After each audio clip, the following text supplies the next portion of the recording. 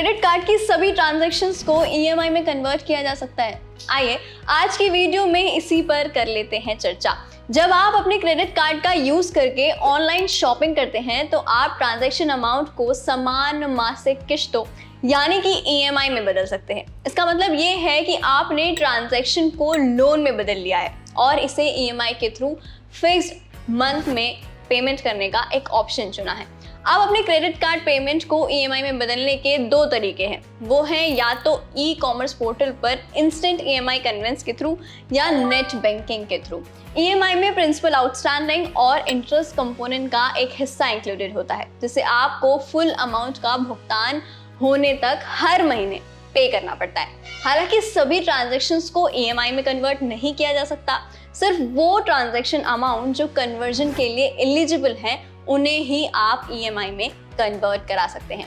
अब समझते हैं कि कन्वर्जन प्रोसेस काम कैसे करता है। इसके दो सिनेरियोज हैं। सिनेरियो नंबर 1, जब आप ई कॉमर्स पोर्टल के थ्रू पेमेंट को ईएमआई में कन्वर्ट करते हैं।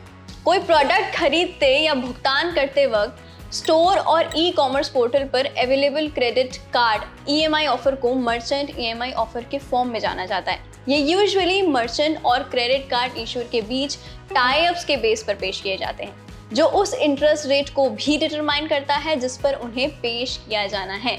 यहाँ प्रोसेसिंग फीस और इंटरेस्ट को यूजुअली मर्चेंट के थ्रू दिए जाने वाले प्राइस के अगेंस्ट एडजस्ट किया जाता है। एक बार जब आप ई कॉमर्स पोर्टल पर कार्ड डिटेल ऐड करते हैं तो card issuer merchant EMI option को अप्रूवल देने से पहले आपकी क्रेडिट प्रोफाइल पर एक चेक भी चला सकता है। ऐसे केसेस में सिर्फ वो लोग जो क्रेडिट प्रोफाइल की ज़रूरतों को पूरा करते हैं वो मर्चेंट ईएमआई के थ्रू गुड्स और सर्विस दोनों खरीद पाते हैं। एक बार ट्रांजैक्शन का ईएमआई में कन्वर्जन पूरा हो जाने के बाद monthly credit card limit EMI amount से कम हो जाती है और ये amount monthly credit card due amount में भी जुड़ जाता है। ये प्रोसेस हर महीने तब तक जारी रहता है जब तक कि इंटरेस्ट सहित पूरा लोन अमाउंट आप पे नहीं कर देते। जब आप ई कॉमर्स पोर्टल पर ट्रांजैक्शन को ईएमआई में कन्वर्ट करते हैं तो इंटरेस्ट रेट्स यूजुअली सभी कस्टमर के लिए तय किए जाते हैं और क्रेडिट स्कोर इंटरेस्ट रेट के डिटरमाइन में एक रोल प्ले नहीं करते। हालांकि एक अच्छा क्रेडिट स्कोर और फाइनेंशियल हिस्ट्री होने से आपको attractive pre approved offer receive करने में मदद मिलेगी, जो आपके बैंक के साथ मर्चेंट नेटवर्किंग के थ्रू खरीदारी के लिए आपके रास्ते को साफ करेगी। ये बात थी पहले सिनेरियो की। अब बात करते हैं दूसरे सिनेरियो की। जब आप प्रोडक्ट खरीदते हैं और ट्रांजैक्शन के बाद अमाउंट को ईएमआई में कन्वर्ट करते हैं। ट्रांजैक्शन के बाद पेमेंट को ईएमआई में कन्वर्ट करने के मामले में कार्ड इशूअर कार्ड होल्डर के क्रेडिट प्रोफाइल और उनके ओवरऑल रिस्क असेसमेंट के बेस पर इंटरेस्ट रेट को डिटरमाइन करते हैं।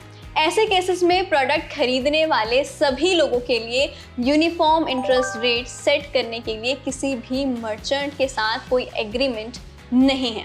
जब आप ट्रांजैक्शन के बाद के अमाउंट को ईएमआई में कन्वर्ट करते हैं तो बैंक या card issuer temporary credit limit को ईएमआई में कन्वर्ट फुल ट्रांजैक्शन अमाउंट के इक्वल अमाउंट से ब्लॉक कर देता है। उसके बाद जब आप अपने ईएमआई का पेमेंट करना शुरू करते हैं तो बैंक धीरे धीरे पेमेंट की गई ईएमआई के इक्वल अमाउंट से क्रेडिट कार्ड की लिमिट को बढ़ा देते हैं।